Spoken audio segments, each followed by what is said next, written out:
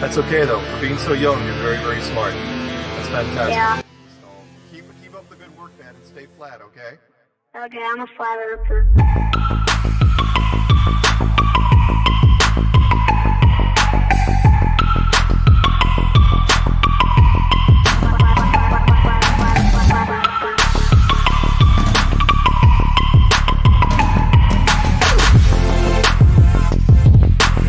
She couldn't do it.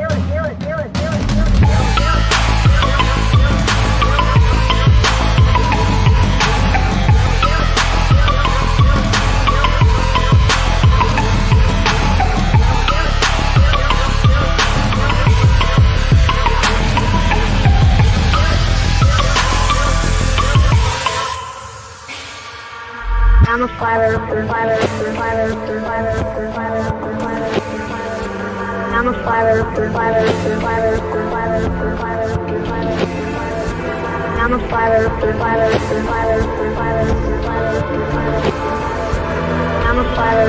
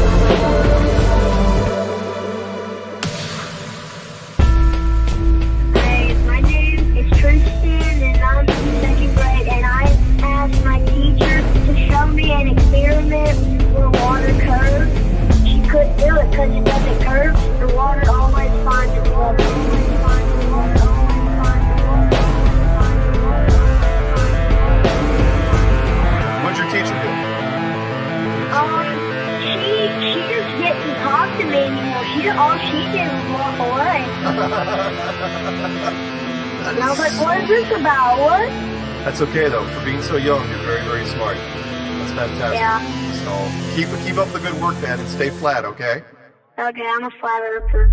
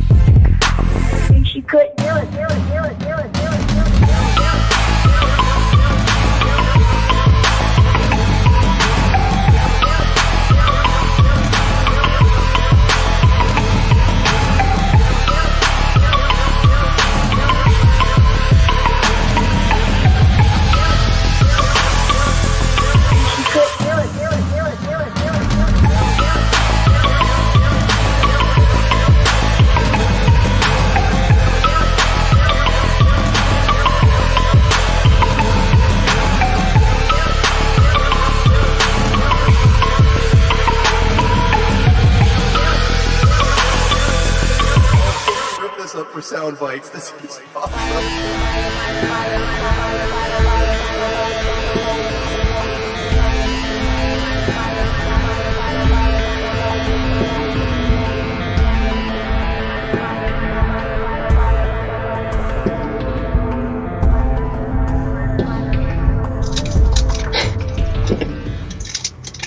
All right, thank you for joining us once again at Anti-Religious Scripture Study with Karen B and Just Jack. What's up? There we go. Let me I had to turn your picture off because now your camera's on. All right. Okay. All right. Cool. Yeah, I wasn't going to go live because I didn't want to take the time to brush my hair, so I just put my hat on. That's what I do. That's my cheat.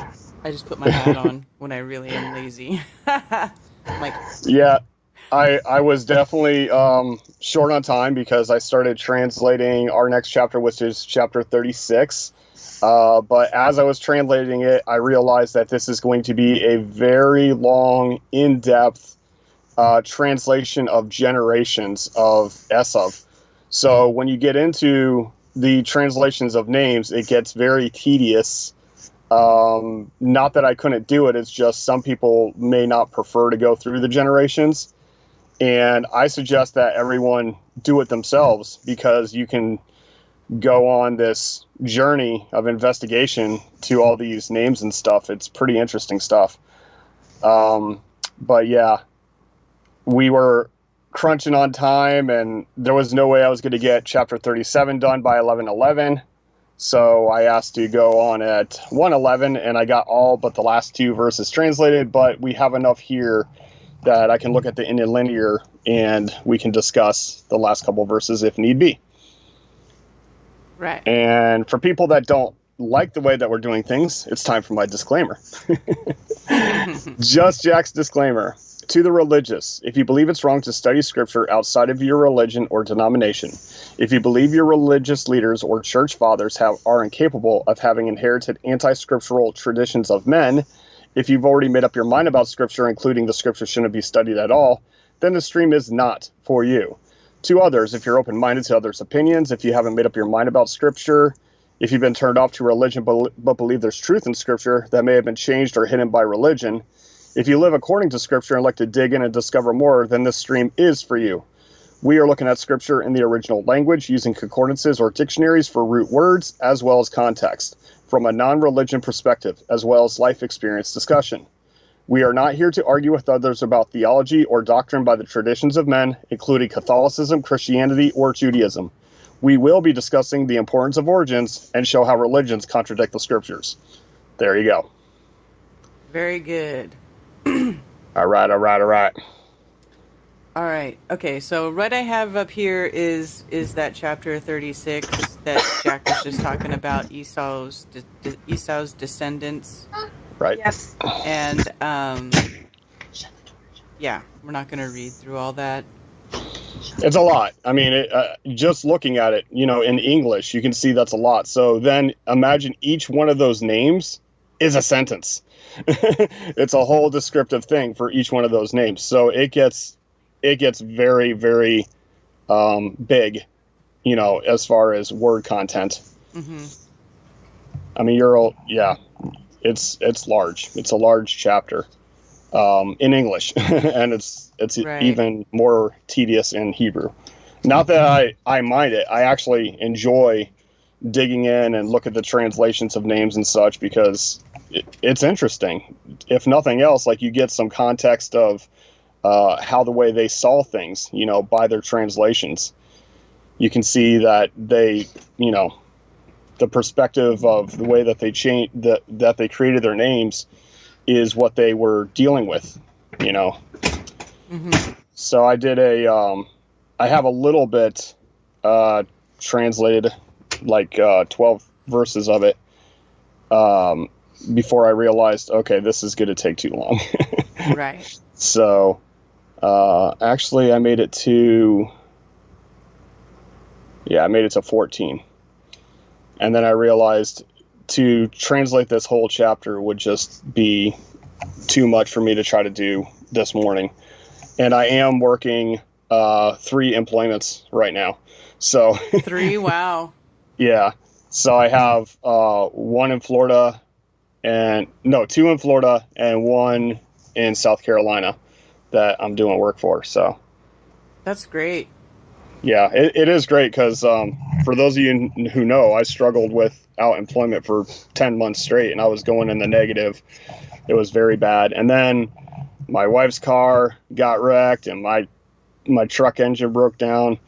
But it's times like these where I appreciate these bad things happening because then you can see on the flip side how things work out. Right. And you never think. It never is the way you think it is, the way it works out. So Right. it's always entertaining, if nothing else. And stressful. And stressful, yeah. It's definitely a lot less stressful now than it used to be. You know, after you see the constant, how can I put it? When you see the constant way of getting out of situations and you trust that that will always be that way, then it doesn't stress you out as much. Like, I know that those truth seekers have to deal with a lot of stressful interactions with people who are not truth seekers, but in the end, it doesn't change who you are or what you are or the benefits of knowing the truth. Mm-hmm. Right? But it's very stressful, right? Looking at it from the outside, looking in, like, why won't these people get it? They're basically becoming our enemies by fighting against looking into subjects. But ultimately, you feel joy and peace about knowing truth, Right. Exactly. Alrighty. So we can get into it anytime you're ready. Alrighty. Unless you want to talk about anything else. I went to Columbia last weekend. Oh yeah, did some flat activism. smacking. Yeah. Right on. That was fun. Go? And there was a guy who, when I first started going there, he would show up at the table to fight with us. Because I only go on Sundays. They usually go up there on Saturdays. So this guy is like a regular troll at their table. And when I first met him, he's like, I'm a physicist. I know about science, blah, blah, blah, blah, blah. So I held his feet to the fire on air pressure without a container, mm-hmm. and the proof of spin, the proof of movement, perpetual. And, there was a few other things that he was just like, he wouldn't listen to reason. He just wanted to fight. And the last couple times I went, he's like, oh yeah, you don't have to convince me. I know it's flat. And he's like, he goes through all the proofs. And it's like, this is the same guy that was like begrudgingly fighting against these flat earthers. And now he is one. So it's very interesting to see the transformation over time. That's so cool. All right. Okay. And you can catch some of that on That Flat Fellow. Subscribe today. Yes, That Flat Fellow. I think he's in my my featured channels on the Karen B channel. I don't know if I've updated it to be on this channel, on the UTR channel, but on the Karen B channel, if you go to the community or the channels tab, I'm pretty sure That Flat Fellow is one of the channels there. So if you can't find him, you can link that way. Very cool. All right. Where are we at? Okay. Joseph's dreams. Oh, that sounds so romantic. These headings, man, I tell you. Like this whole chapter is not about his dreams. I mean, it starts with Yaakov is dwelling in Canaan, and these are the generations, and this is not all about Joseph's dreams, but people get these like sound bites from churchianity that when they read this chapter, they're like, oh, that's the chapter about Joseph's dreams, because it's all about Joseph being the dreamer, mm-hmm. right? The Technicolor, super coat, which we're going to get into that. It's not even a correct translation when it says coat of colors, but we're going to get into that. Okay. All right. And Yaakov dwelt in the land of his father's sojournings in the land of Canaan. This is the genealogy of Yaakov. Joseph, being 17 years old, was feeding the flock with his brothers, and the young man was with his sons of Bilhah and the sons of Zilpah, his father's wives. And Joseph brought an evil report of them to his father. And remember, evil is dysfunctioning. Right. So he's bringing an evil report. Okay, if you say so. But you're going to see what the report is that he's bringing. So okay. It's not evil. but it causes dysfunction. Right, okay. And Yisrael loved Joseph more than all his children because he was the son of his old age, and he made him a long robe. Okay, stop there. Okay. Long robe is a good translation by the scriptures. Good job. When I translate these folks, I translate them with the Hebrew characters and nothing else. And I look at it from the interlinear, change your version to HSBR from TS 2009, and you can show them what I use when I translate. So that's what I'm looking at. I pay no attention to the blue except for to try to keep myself in context of where I'm at, try to find my place. But I only use those for the numbers so that I can pull up the dictionaries and stuff like that. So if you look there, it says coat of many colors, right? Mm-hmm. But now go back to, or no, don't go back. Push the number there for 6446. I think you have to right click and then define is the way you told me. I know it changed since the update. So over there, see, it says the palm of the hand. Mm-hmm. What does that have to do with color? Okay, let's go to the ancient Hebrew. Maybe there's something hidden in the ancient Hebrew that tells us about color. The end, the wrist, the sleeve, the hand, disappear, the end. Where's color? Yeah, I don't see anything that looks there like is color. No color. No. So color actually comes from a poor Greek translation of the scriptures and then translated into the English. So here it got carried on. From the original sense of the root, that is of many breadths, diverse colors. Yeah. So what they're saying there with that dash diverse colors is it's been translated as diverse colors. Okay. But it's not diverse colors. Right. It's long. In other words, like, this is not a robe you would go out into the field and work in. This is a nice robe that went all the way down to your hands and all the way down to the ground. It's a very nice coat, right? Mm-hmm. It's not something you go doing shenanigans in. Now, is it possible that it was made of many colors? Yeah, it is possible. But the fact of the matter is it literally translates as the coat of, if you look at my translation, it's just the coat of extremity. It's the coat that goes to the end, wrist, ankle, Right. So it's a long, flowy coat. A long robe. Okay. So long robe is not bad at all. Okay. Yeah. But when his brothers saw that their father loved him more than all his brothers, they hated him and were not able to speak peaceably to him. Yeah, they were not able to, let's see. They were not able to word of complete peace, right? They could not speak shalom to him at all. So that's pretty bad. Okay.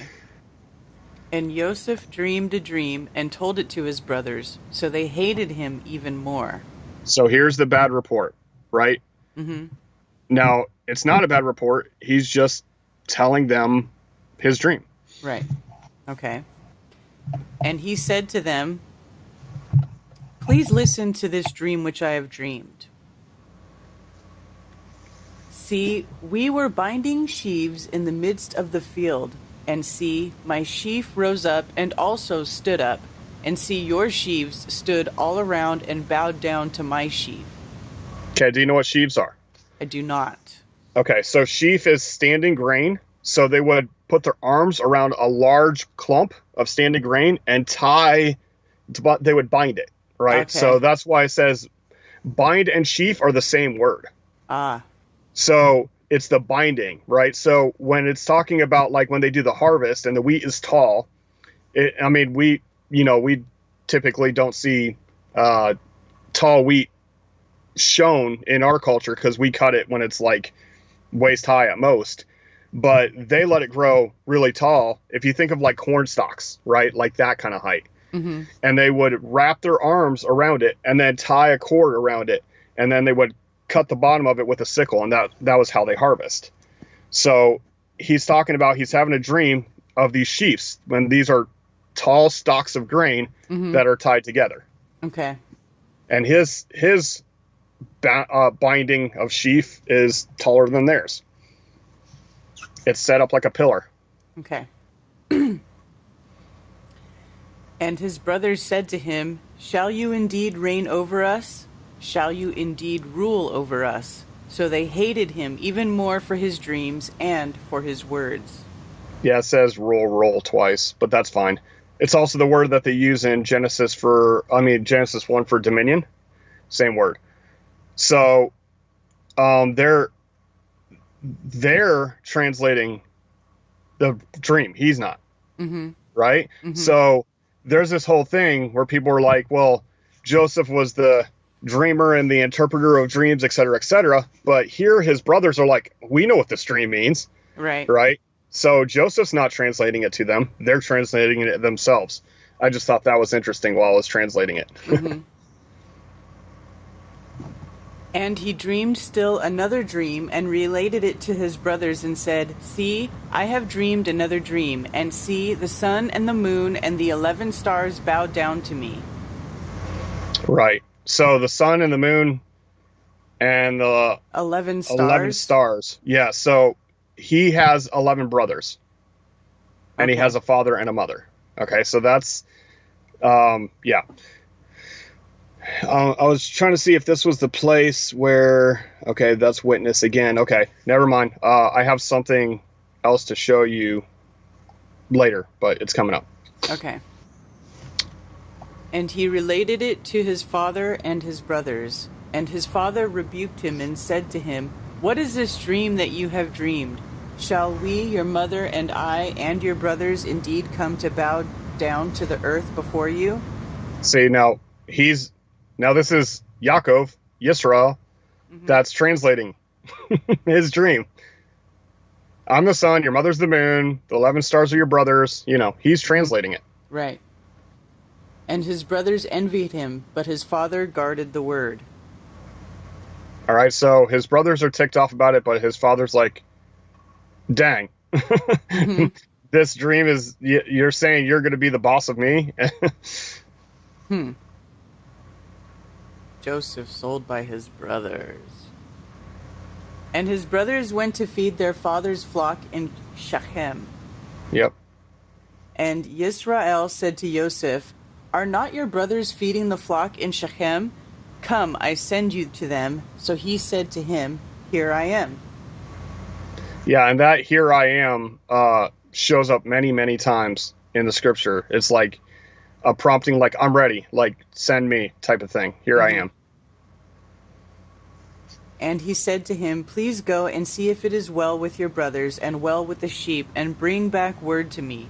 So he sent him out of the valley of Hebron, and he went to Shechem. Yep. And a certain man found him, and see, he was wandering in the field. And the man asked him, saying, "What do you seek?" And he said, "I am seeking my brothers. Please inform me where they are feeding their sheep." And the man said, "They have left here, for I heard them say, 'Let us go towards Dothan. Doton. Yeah. Doton. Doton? Yeah. Doton. Okay. Doton. Yeah. Okay. Yes, Joseph went after his brothers and found them in Doton. Yep. Doton. Weird. Doton. Yeah. And they saw him from a distance, and before he came near them, they plotted against him to kill him. And they said to each other, "See, this master of dreams is coming." So they're mocking him. Right. But look at the word master in the translation. Baal. Right. Baal. Lord. Yeah. Like, the false deity Baal. Mm-hmm. So they're not calling him Baal, the false deity, but they're calling him Baal Dream, right? Baal of the dreams, master of the dreams. Mm-hmm. Okay. Now then, come and let us now kill him and throw him into some pit, and shall say, some wild beast has devoured him. Let us then see what comes of his dreams. Ooh, that's nasty. So wild beast is the dysfunctioning living thing consumed all of him. Mm-hmm. And then we're going to see what comes of his dreams. That's mean. Yeah, these are the chosen of Yah, right? Right. These are the righteous tribes, but no, they definitely had to deal with issues. Yep. Yeah. But Reuven heard and rescued him from their hands and said, let us not strike his being. Okay, so strike his being is interesting. It's like, we will palm or crush us. We will. So the palm or crush is is just a letter. It's the kaf, which means the palm of the hand, which by extension means to crush. All right. So we will crush. We will. Yeah.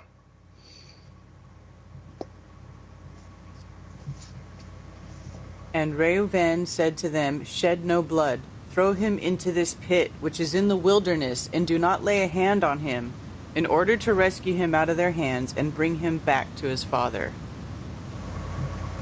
So it came to be, when Joseph had come to his brothers, that they stripped Joseph of his robe, the long robe, which was on him.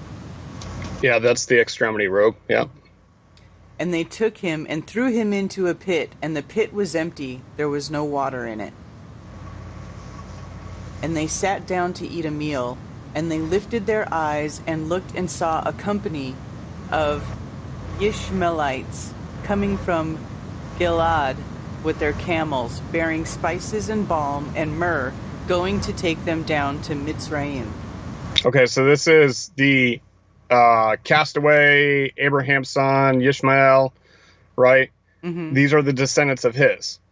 And then they're bringing spice, which is literally translated as the crushed heads, balm, which is literally the presses, and then myrrh is actually that which is to cover or to contain. Myrrh was used when you bury a dead body because the smell of myrrh was so strong that it would overpower the smell of death. Oh. Okay. So yeah, when you talk about like gold, frankincense, and myrrh, like people may heard that reference before. That myrrh is like it's burial ointment. It actually smells bad, but it's better to smell myrrh than to smell death. So okay. Some people like the smell of myrrh, but yeah, it's strong and it's pretty bad. I can't say I've smelled it. I can't say that I have smelled. Yeah, true myrrh is bad. Frankincense is awesome, but myrrh is like it almost makes me want to vomit. So. Oh, anyway. okay. All right. And Yehudah said to his brothers, what would we gain if we kill our brother and conceal his blood? And this is, what is our cut, our profit? Come and let us sell him to the Ishmaelites, and let not our hand be upon him, for he is our brother, our flesh. And his brothers listened. All right, hold on 1 second. I must have passed it. I was looking for it in the translation, but I think I missed it. So I'm going back a few verses to find that thing that I was trying to show you. Okay, so go to 37, or hold your place so you're at 37:27. Okay. Uh-huh.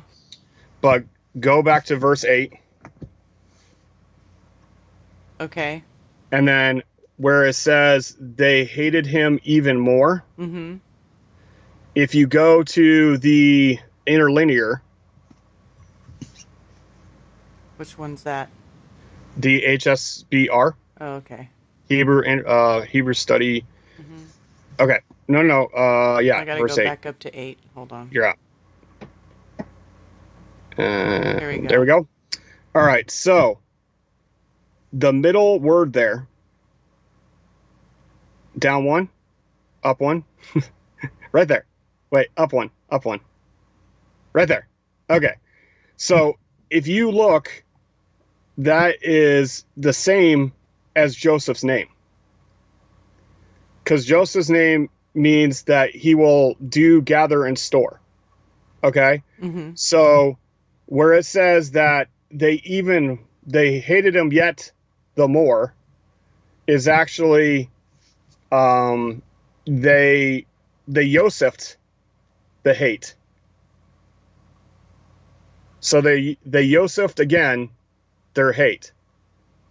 So they're storing up their hatred to Yosef. So this is something called a Hebrewism, right? It's poetic.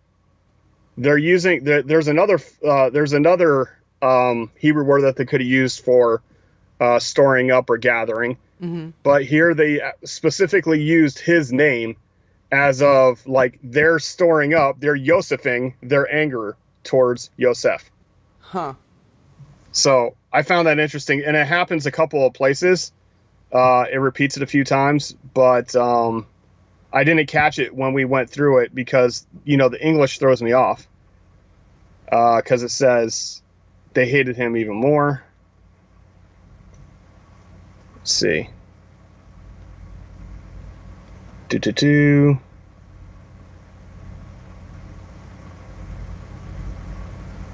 Okay, so 37.5 has the same thing. So that's a Hebrewism. That shows you that the original dialect of the translation of the Torah, because there are some people that will argue it was originally written in Greek. Some people will argue that it was originally written in Aramaic. However, there's so many Hebrewisms throughout the scriptures that it would be hard to like shove all this poeticism in there after the fact. Right. Right. So this kind of alludes to the fact that the original tongue that this was translated to or from is Hebrew. Right. Interesting. Because of Hebrewisms. Yeah, I just wanted to point that out. That's a linguistic thing. It's not. I find them very interesting every time I find Hebrewisms, and there's a few of them in here. That's just the one that stands out. Like for instance, binding the sheaves. Right? They're the same 3 Hebrew root letters. One means bind, one means sheaf, but it's both the same word. Stuff like that. Right. All right. So we're on verse 28 because he said, let's sell them to the Ishmaelites. Yeah. Right. And it's actually Yishmaelim because Im is plural, right? So it's the plural of Yishmael. Okay. And men, Midianite traders, passed by.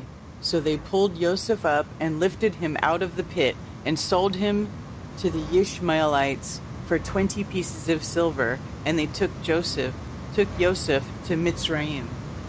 Yep. And Mitzrayim is later called Egypt. Okay. So here we have Midianites that sold, it says, Midianites traders passed by. They pulled Joseph and lifted him out of the pit and sold him to the Ishmaelites. Okay. So which is it? Well, Midianite and Ishmaelites were hanging out at the time. And they're actually brother tribes. Hold on 1 sec. I'm sorry, I'll be right back. That's okay. So one of the sons of Abraham was Midian, and one of the sons of Abraham is Ishmael. But they often work together as, neighboring cities, brother states, whatever you want to call them. And they're taking them to Mitzrayim. And remember, all these names, Midia, Ishmael, and Mitzrayim are all names of individuals that you can find in the genealogies. So the genealogies are important in that way too, because you get to kind of find out where these nations even originated from, what families they came from, what children they came from. Okay. Yeah, I gave you some content while you were gone. Thank you.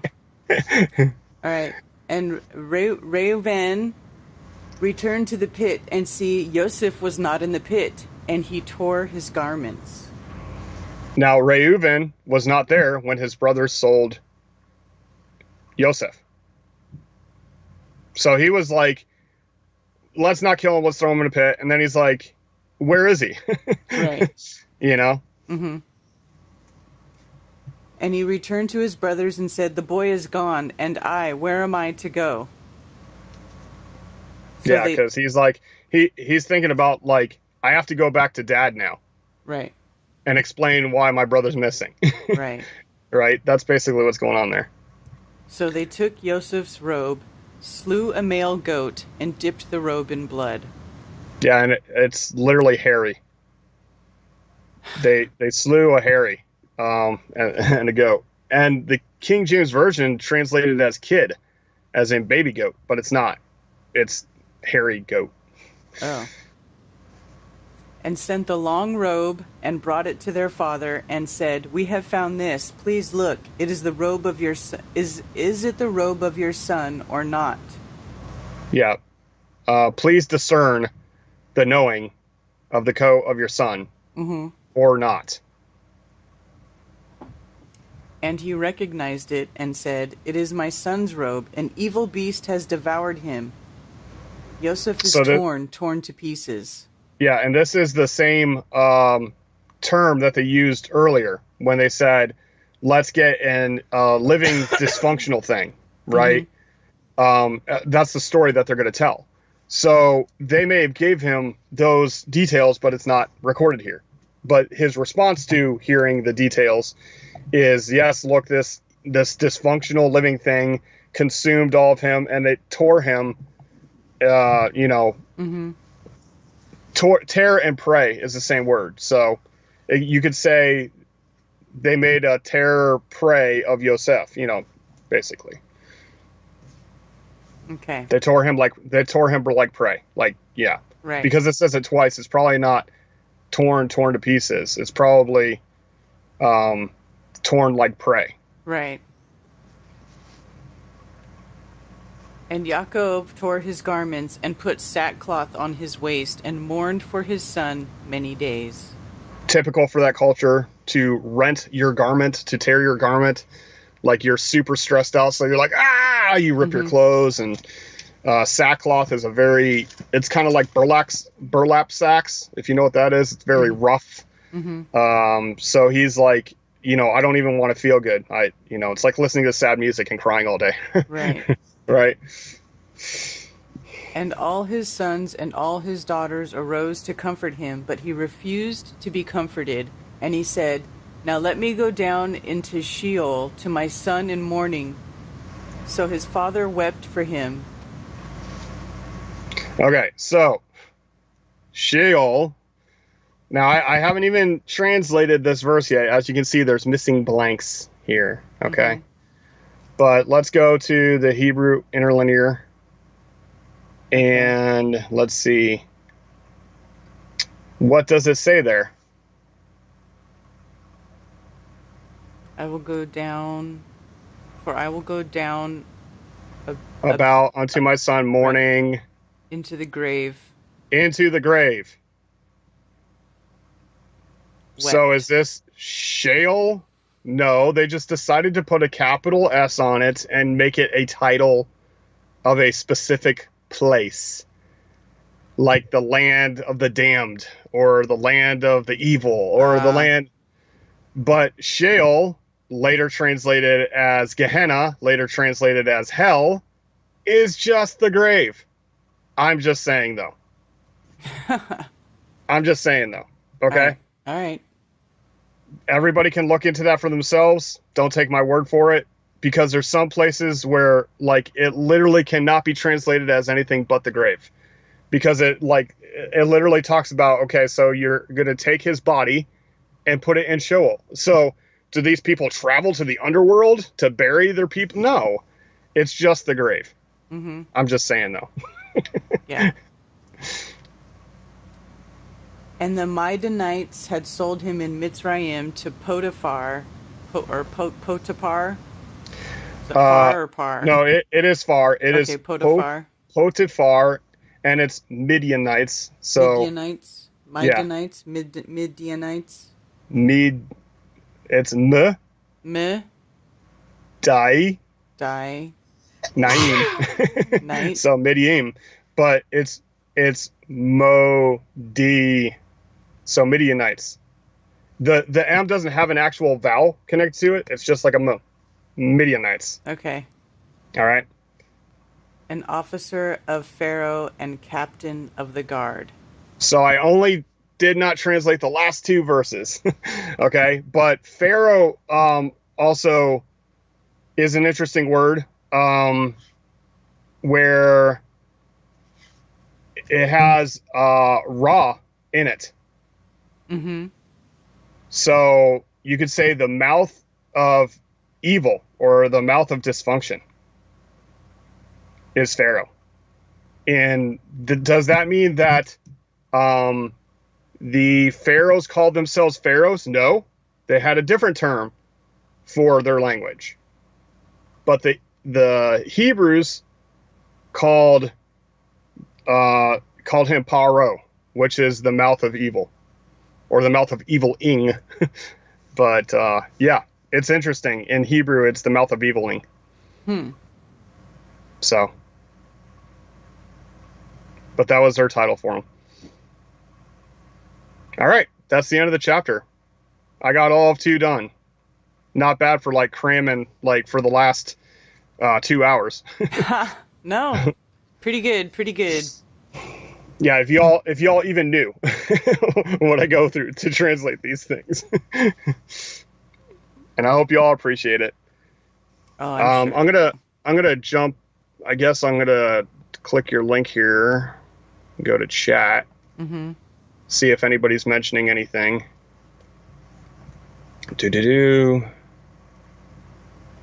It may not work because if I put it on live, I'm not going to see the back chat or whatever. Come on, chat. Show up.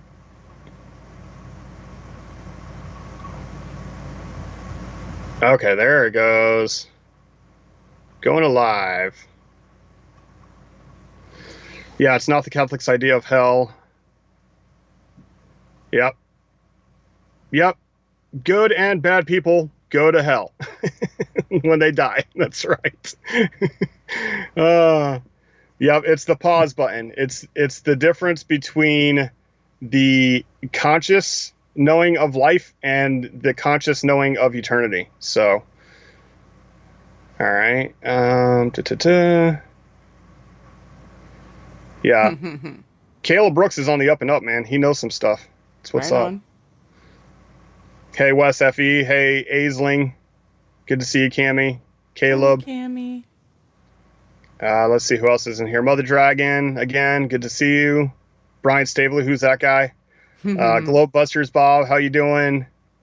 Doc Michael, good to see you, brother. I'm just scrolling through. Awesome Austin, if he's still here, good to see you, man.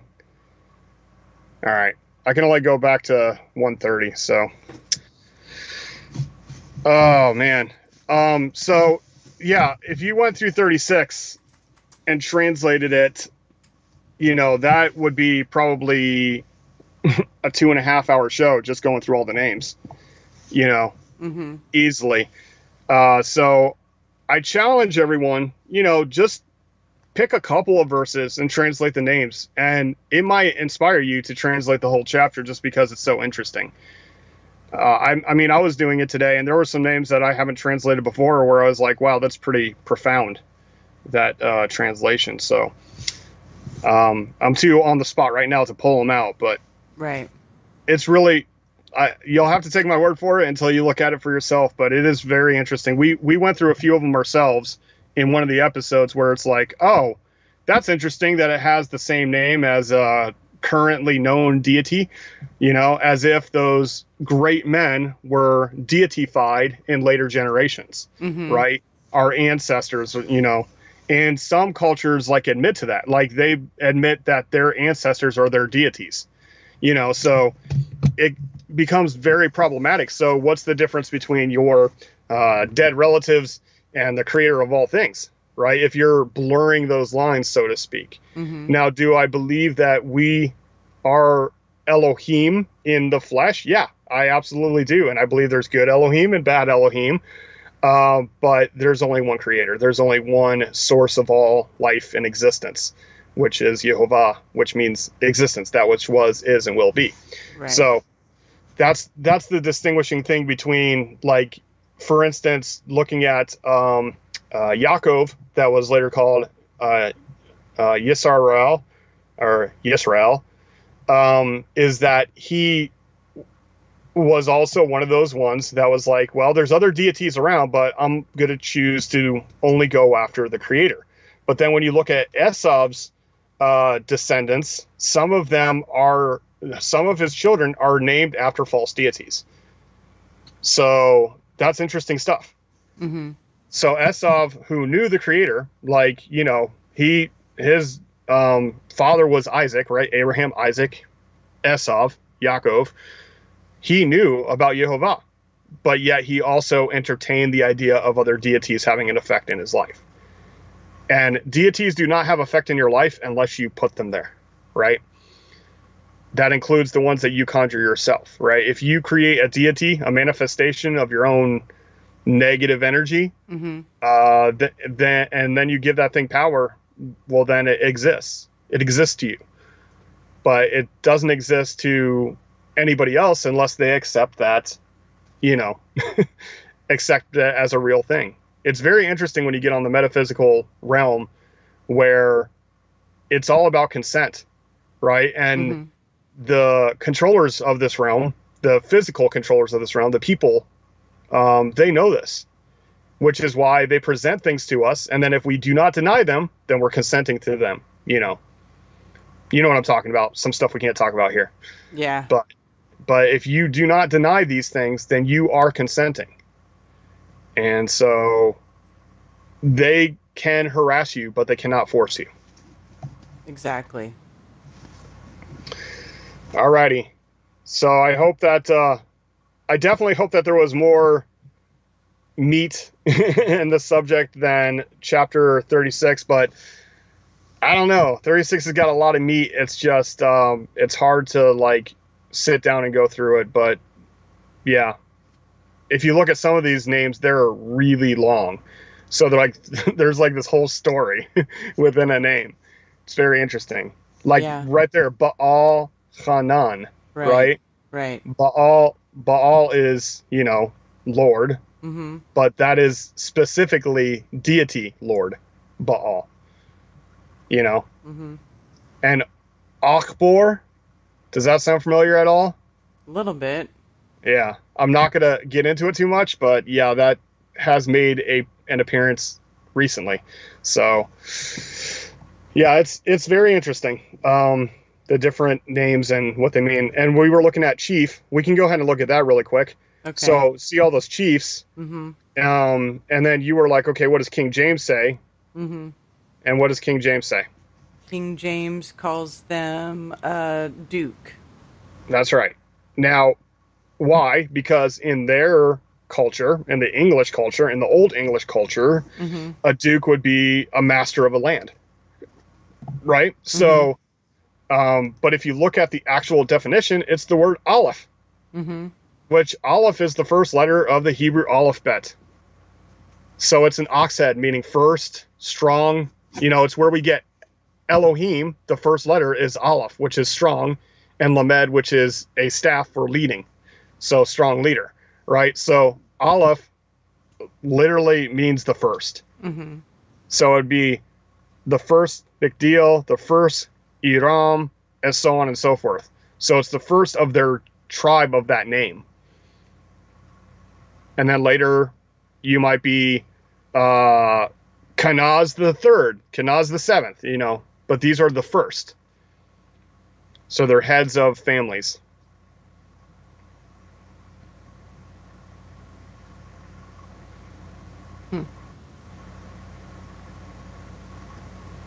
One who's yoked to another to lead and teach. Yeah, because you have okay, we can get into this. I mean, I don't mind. When you are cultivating land and you're using a plow, what you would do is you would have a big ox tethered, yoked to a smaller ox, a new ox, a young ox, because the big ox will tell the young ox, okay, this is how we walk these lines. This is how we walk the straight lines to get these grooves in the ground for them to plant in. So yeah, it's about the yoking is about the ox heads, right? Aleph, ox head. And it also means to teach, right? Because it's your head, and where do you do your learning is with your head. So it's very interesting. Like, when you get into Hebrew, the depth of the language is amazing. But it actually, if you break down the word Aleph, it's Aleph Lamed Pei or Fe, which means head leading of the mouth. So that's interesting in itself. And if you see there, it says udder. Yeah. Yeah, so it's head leading of the mouth. Interesting. Is that udder as in speaking, or is that udder as in Cow of udder? a cow? No, I'm just kidding. No. It's udder as in speech, yeah. Right. Udder from the cow is spelled with 2 D's, isn't it? Udder. I don't know. I guess English is not my best language. I'm horrible at spelling. I always have to double check my spelling. I'm always Googling my spelling just to make sure. Yeah. Because English's rules change so often, it's annoying. Yeah. You think you got it down, I before E, except after C, except for. Right. Right. It's all that kind of stuff. So yeah, spelling is a pain in the butt for me too. But I'm not the type of person that actually likes reading and writing at all. This is the only subject where I've immersed myself, where I'm doing a lot of reading and writing, Yeah. because it just, Because it's interesting, because you want to know it. Yeah, it's so in depth. Like, there's so much to it that, you think that you know what it says, right? Like, I've talked to people who said that they've read the Bible like 47 times in their life or whatever. I've read the whole thing front to back 47 times. And I'll quote a verse. Quote a verse that's in the scripture, in King James, mind you, right? Because that's what they're studying in. And they won't even know that verse is in there. So it's one thing to just read through it, and then there's another thing to study it. It's completely different. You could read the Bible 1,000 times and not have it understood, not process the information, because it's just reading. That's why I hated reading assignments, in school, where they would do like reading comprehension, right? Where I would just give a short synopsis, because you can like pretty much sum up the whole thing in a couple of sentences, and they're like, oh no, you need to have it like whatever it is, 1,000 words long or whatever it is. And you add a lot of and thes to make it longer. I hated writing essays, but this stuff I loved getting into, because it's like every word is so deep, Yeah.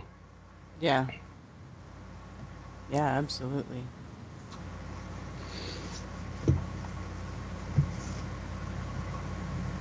The